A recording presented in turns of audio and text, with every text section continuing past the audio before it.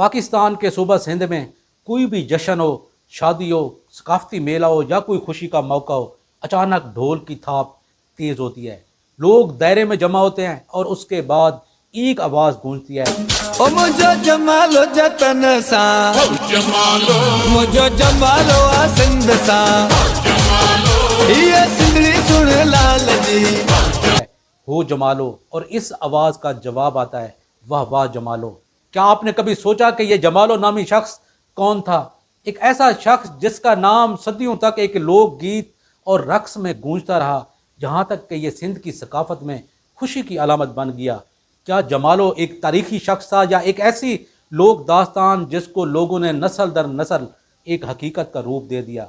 आज हम हो जमालो वाह वाह जमालो कि उस गीत का वो राज खोलेंगे जो सिंध की सकाफत में आज भी जिंदा है। इस लोकगीत की जो सबसे ज़्यादा ख़ास बात है, इसको कोई एक गुलकार नहीं गाता।